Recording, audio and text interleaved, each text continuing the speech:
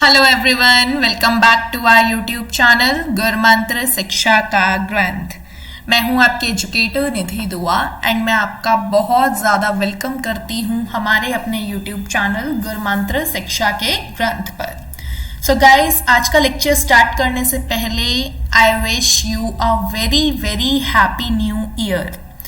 I hope आने वाला साल आप सबके लिए बहुत अच्छा रहे एंड आपको बहुत अच्छी रैंक मिले आपके एग्जाम के अंदर। तो चलिए अब हम आज का लेक्चर स्टार्ट करते हैं। That will be based on reaction mechanism and आज हम दो टॉपिक के बारे में पढ़ेंगे। Number 1 is your aromaticity and number 2 is hyper conjugation effect. Okay, तो देखिए ये वो सिलेबस है जो हमने अभी तक कवर अप कर लिया है। स्टीरियो आइसोमेरिज्म के बाद हमने रिएक्शन मैकेनिज्म भी स्टार्ट कर लिया है एंड उसके अंदर 3 टॉपिक्स अच्छे से कवर अप कर लिए हैं। तो चलिए आज का टॉपिक स्टार्ट करते हैं। That is your aromatic compounds और द एरोमेटिसिटी। तो देखिए कोई भी कंपाउंड एरोमेटिक कब होता है या हम केमिस्ट्री में एरोमेटिसिटी कब यूज करते हैं। तो in chemistry aromaticity is a property of cyclic planar structure. Cyclic planar structure का मतलब क्या है? साइक्लिक का मतलब है रिंग शेप, प्लानर का मतलब है flat with pi bonds in resonance. मतलब ऐसे स्ट्रक्चर्स के बारे में हम स्टडी करेंगे जो कि साइक्लिक होंगे, रिंग लाइक स्ट्रक्चर होंगे, प्लानर होंगे, फ्लैट होंगे और जिनके अंदर पाई बॉन्ड्स प्रेजेंट होंगे, मतलब डबल बॉन्डेड या ट्रिपल बॉन्डेड स्ट्रक्चर्स होंगे जो कि रेजोनेंस के अंदर हेल्प करेंगे। ओके, तो देखिए conditions for a compound to be aromatic. अब एक कंपाउंड एरोमेटिक कब होगा उसकी कुछ कंडीशंस हैं। तो देखिए number 1 condition is compound should B cyclic. सबसे पहले हमें यह देखना होगा कि कंपाउंड साइक्लिक है या नहीं है। मतलब कोई भी ऐसा कंपाउंड जो कि रिंग का फॉर्मेशन कर रहा है, जैसे कि एक ट्राइंगल, एक क्लोज स्ट्रक्चर, ये आपका एग्जाम्पल है साइक्लिक का। इसके अंदर आपका एक रेक्टेंगल भी आ सकता है। सबसे पहली कंडीशन हमने दी है कि स्ट्रक्चर क्लोज स्ट्रक्चर होना चाहिए, रिंग लाइक स्ट्रक्चर होना चाहिए। Okay, second step is your compound should be planar. एक कंपाउंड प्लानर होना चाहिए, मतलब all carbon in rings should be sp2 hybridise.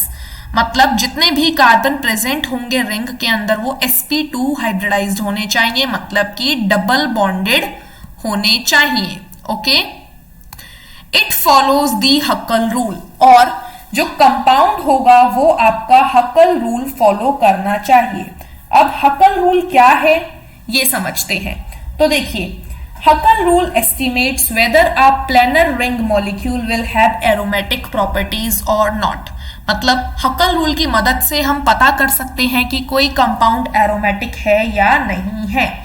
तो देखिए ये जो हक्कल रूल होता है ये एक सिंपल सा रूल फॉलो करता है, एक फॉर्मूला फॉलो करता है। That is your 4n+2 pi electrons. आपको चेक करना होता है कि कोई भी किसी भी कंपाउंड के अंदर वो फॉलो करता है 4n+2 पाई इलेक्ट्रॉन्स को या फिर नहीं। एंड यहाँ पे n का मतलब क्या है? Odd number of pi electron pairs.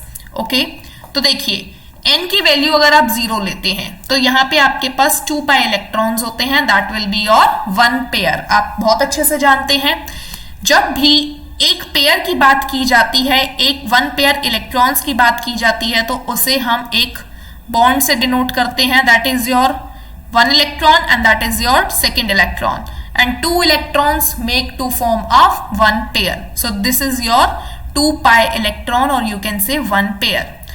n is equals to 1 जब आप लेते हैं तो 6 पाई इलेक्ट्रॉन्स आते हैं। आप वैल्यू पुट करके देख सकते हैं। n की वैल्यू आपने 1 डाली तो यहाँ पे 4 × 1 4 + 2 6, तो यहाँ पे आपके पास 6 पाई इलेक्ट्रॉन्स आ जाएंगे। इसी तरीके से n की वैल्यू, सॉरी गाइज, यहाँ पे आपकी n की वैल्यू 2 और 3 होगी। 1 सेकेंड, यहाँ पे जैसे ही आप वैल्यू 2 लेते हैं तो यहाँ पे आपके पास 10 पाई इलेक्ट्रॉन्स हो जाएंगे एंड जैसे ही आप वैल्यू 3 लेंगे तो आपके पास यहाँ पे 14 पाई इलेक्ट्रॉन्स होंगे जो कि 7 पेयर का फॉर्मेशन करेंगे। There should be a cyclic resonance in ring, और उस कंपाउंड के अंदर साइक्लिक रेजोनेंस होना चाहिए, तभी वो कंपाउंड एरोमेटिक होगा।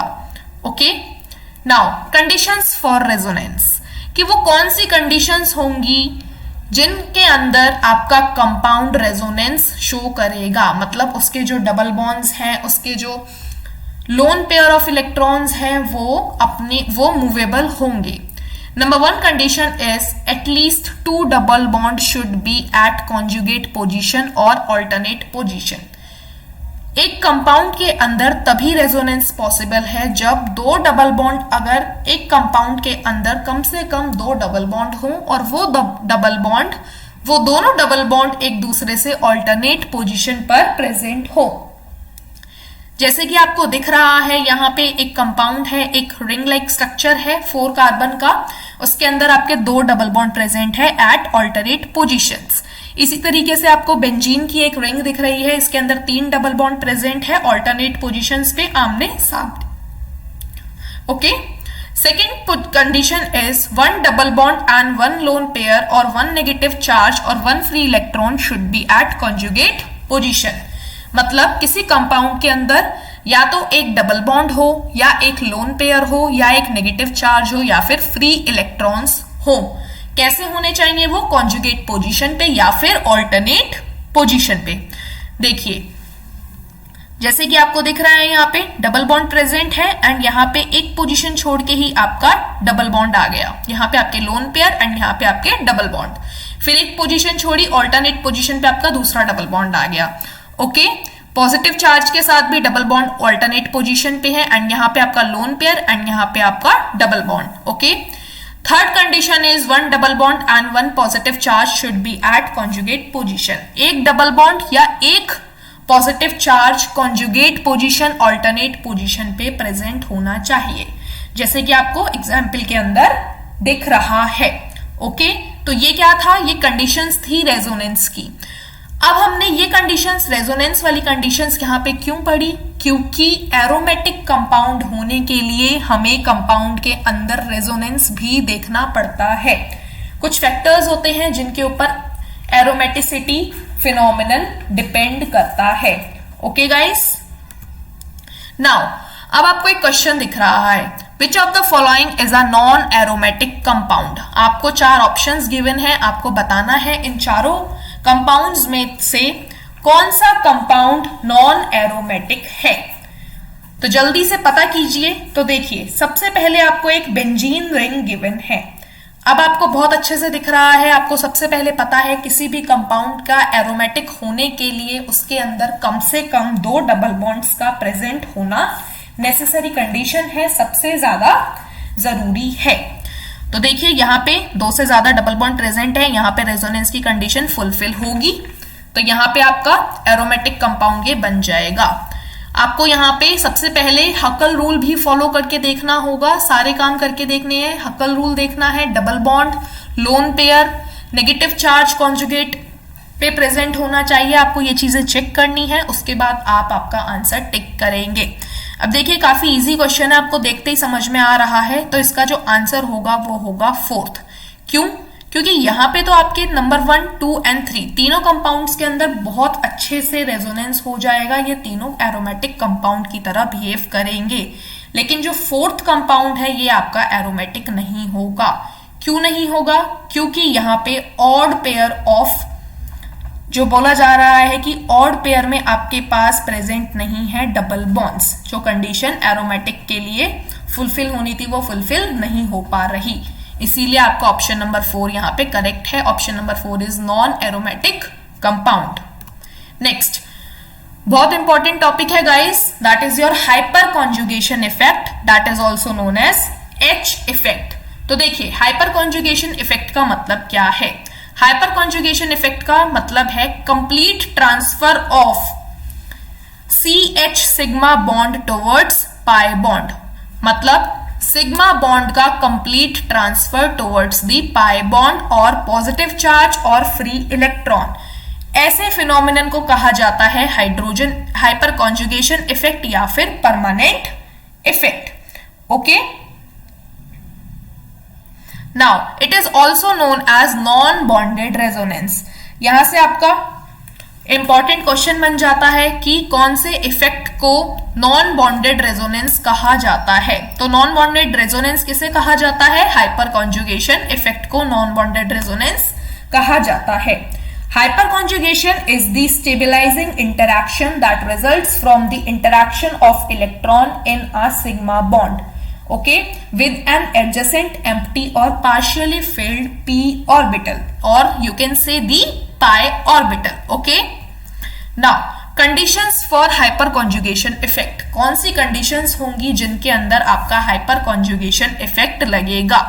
सबसे पहली कंडीशन है if there is one CH sigma bond and one positive charge at alternate position, मतलब ऐसे कंपाउंड्स जिनके अंदर एक सिग्मा बॉन्ड प्रेजेंट है एंड ऑल्टरनेट पोजीशन पर पॉजिटिव चार्ज प्रेजेंट है, वहां पे आपका हाइपर कॉन्जुगेशन इफेक्ट लग जाता है। तो देखिए यहां पे आपको एक कंपाउंड गिवन है CH3 CH2। CH3 को आपने इसका स्ट्रक्चर ड्रॉ किया, कार्बन के साथ आपने तीन हाइड्रोजन को अटैच कराया। अब यहां पे क्या होगा, ये जो हाइड्रोजन वाला सिग्मा बॉन्ड है ये CH2 की तरफ प्लस चार्ज की तरफ मुड़ जाएगा, मतलब यहां से जो बॉन्ड होगा ये बॉन्ड यहां पे आके लग जाएगा, सिग्मा बॉन्ड के साथ शेयर हो जाएगा, तो यहां पे आपका पाई बॉन्ड का फॉर्मेशन हो जाएगा एंड ये जो आपका पॉजिटिव चार्ज था CH2 के ऊपर ये आपका हाइड्रोजन के पास चला जाएगा। तो इसके जैसा यहाँ पे आपका रेजोनेंस हो गया, यहाँ पे इसके जैसा स्ट्रक्चर आपको यहां मिल गया, resonating structure, that is CH double bond CH2 और यहाँ पे आपका H प्लस रह गया, ओके। इसी तरीके से ये वाला जो डबल बॉन्ड है ये हट जाएगा यहां से, यहाँ पे हाइड्रोजन के पास पॉजिटिव चार्ज आ जाएगा तो इसका रेजोनेटिंग स्ट्रक्चर कुछ इस तरीके से हो जाएगा। फिर यहाँ पे जो आपका H प्लस बना था ये यहाँ आ जाएगा, यहाँ पे भी आपका रेजोनेटिंग स्ट्रक्चर बन जाएगा, ओके। तो मतलब किसी भी कंपाउंड के अंदर हाइपर कॉन्जुगेशन इफेक्ट लगने के लिए एक सिग्मा बॉन्ड का होना जरूरी है एंड एक पॉजिटिव चार्ज का होना जरूरी है, लेकिन वो कहां पे होने चाहिए? वो ऑल्टरनेट पोजीशन पे प्रेजेंट होने चाहिए। Next, all are the hyper conjugation structures. ये जो स्ट्रक्चर थे इन सभी को क्या बोला जा रहा है? Hyper conjugation structure. Carbon which is attach to carbocation is called as alpha carbon.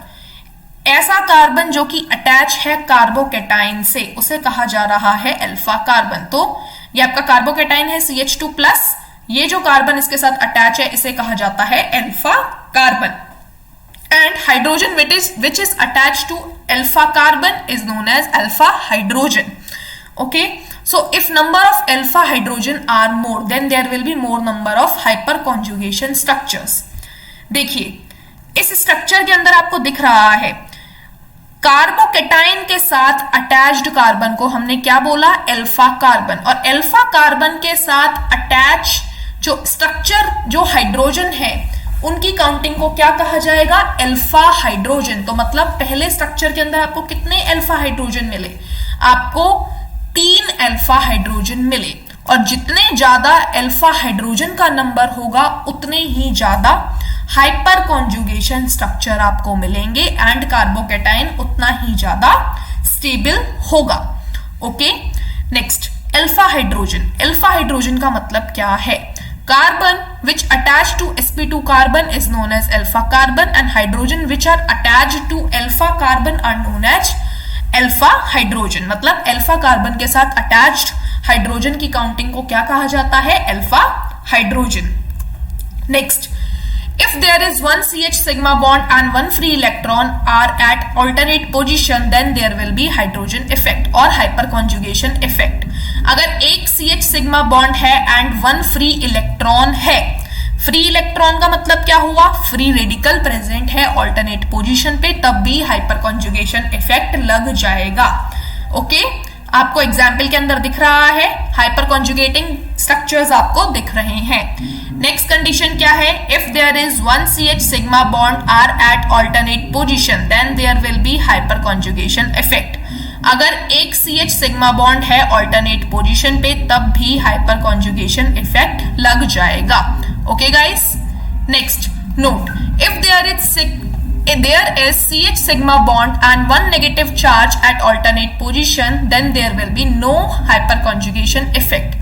अगर एक CH sigma bond है एंड एक नेगेटिव चार्ज गिवन है ऑल्टरनेट पोजीशन पर, तो कोई भी हाइपरकॉन्जुगेशन इफेक्ट नहीं लगेगा. Okay, now application of hyperconjugation effect. Application की अगर बात की जाए तो सबसे पहली एप्लीकेशन है stability of carbocation. Stability of carbocation can be explained by M, I and H effect. M is your mesomeric effect, I is your inductive effect and H is your hyperconjugation effect. If more hyperconjugation structures means more alpha hydrogen then more stable cation. जितने ज्यादा alpha hydrogen present होंगे उतना ही ज्यादा cation आपका stable होगा. Now, stability of carbon-free radicals. Stability of carbon-free radicals is explained by mesomeric और hyperconjugation effect. यहाँ पे भी जितना ज्यादा अल्फा हाइड्रोजन अटैच होगा उतना ही ज्यादा आपका फ्री रेडिकल्स की स्टेबिलिटी होगी. सिमिलर केस है स्टेबिलिटी ऑफ एल्कीन्स में भी. Okay, sorry. Next, give the stability order for. आपको कार्बोकेटाइंस गिवन है, आपको बताना है कि किसकी स्टेबिलिटी सबसे ज्यादा है. तो आपको क्या काउंट करना है, आपको अल्फा कार्बन का नंबर काउंट करना है एंड आप जैसे ही अल्फा कार्बन का नंबर काउंट करेंगे आपको स्टेबिलिटी पता चल जाएगी. ओके गाइस, तो फर्स्ट कंपाउंड के अंदर आपके 9 अल्फा हाइड्रोजन है, इसीलिए ये मैक्सिमम स्टेबल है. नाउ इन केस अगर आप नए हैं हमारे YouTube चैनल पे तो आप लाइक शेयर और सब्सक्राइब जरूर कीजिए. अगर आपको कोई भी क्वेरी है तो आप हमें मेल या कॉन्टैक्ट भी कर सकते हैं. नाउ वेरी इंपॉर्टेंट अनाउंसमेंट, अगर आप CSIR UGC नेट के लिए प्रिपेयर कर रहे हैं तो आप अनअकैडमी प्लेटफॉर्म पर नेहा तनेजा मैम को फॉलो कर सकते हैं. ओके, पूरी इंफॉर्मेशन आपको स्क्रीन पे गिवन है. Thank you very much guys. I hope आज का लेक्चर आपको अच्छे से समझ में आया होगा.